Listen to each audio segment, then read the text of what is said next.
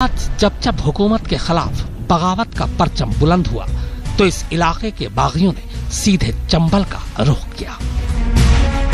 समाई चंबल की घाटी पिछले कई सौ सालों से समाज और कानून के लिए सिरदर्द बनी रही।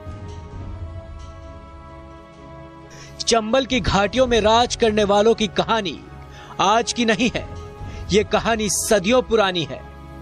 बड़ा खुशनसीब माना गया वो जो लौटा पीकर चंबल का पानी। घने जंगल, ऊबड़ खाबड़ घाटियां और कटीली झाड़ियों के बीच जिसने अपनी रियासत बनाई, जिसने हमेशा अपने उसूलों को सबसे आगे रखा, वही कहलाया इस बीहड़ का बागी। इन डाकुओं को पालने वाली चंबल की घाटियों की दास्तां बहुत पुरानी है।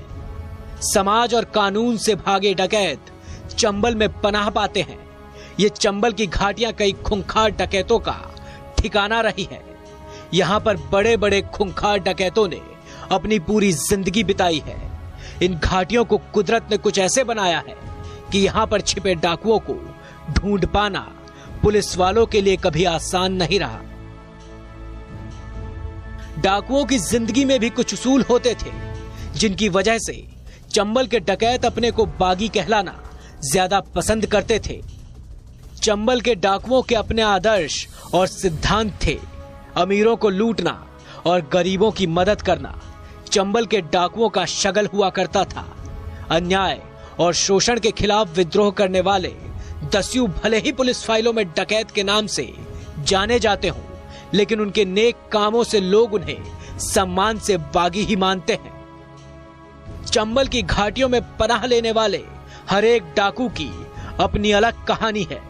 कोई समाज की सामंती व्यवस्था से परेशान होकर तो कोई आतंक के दम पर सियासत करने की चाह में बीहड़ में कूद गया। इन बीहड़ों में डाकुओं का राज रहा है। बीहड़ों में आने वाले डकैतों की सबसे बड़ी वजह है यहां की सामंती व्यवस्था। यहां लंबे समय से एक वर्ग विशेष ने अपने वर्चस्व के लिए यहां के लोगों को अपने इशारों पर नचाया और उनका शोषण किया। इसी शोषण के खिलाफ आवाज उठाने के लिए तो कुछ ने पुलिसिया उत्पीड़न से तंग आकर बीहड़ की राह पकड़ ली।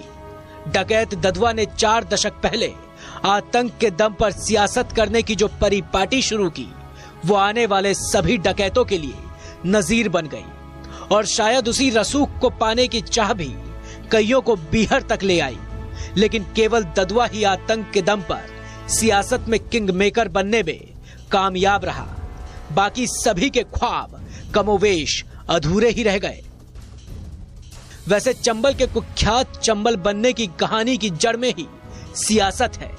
करीब 1500 साल पहले यूनानी सम्राट सिकंदर की हुकूमत के खिलाफ इस इलाके के लोगों ने बागियों के तौर पर अपना पहला ऑपरेशन चंबल से ही शुरू किया था। बस तभी से चंबल बागियों का बसेरा बन गया। इसके बाद जब जब हुकूमत के खिलाफ बगावत का परचम बुलंद हुआ तो इस इलाके के बागियों ने सीधे चंबल का रुख किया। प्रतिष्ठा, प्रतिशोध और प्रताड़ना चंबल के खून में है। ये धरती डाकू भी पैदा करती है और सिपाही भी। कई घरों में तो ऐसा है कि एक भाई डाकू है तो दूसरा भाई सिपाही। Bureau report. वो आपको प्यासा बनाती है, प्यासा प्रतिशोध का।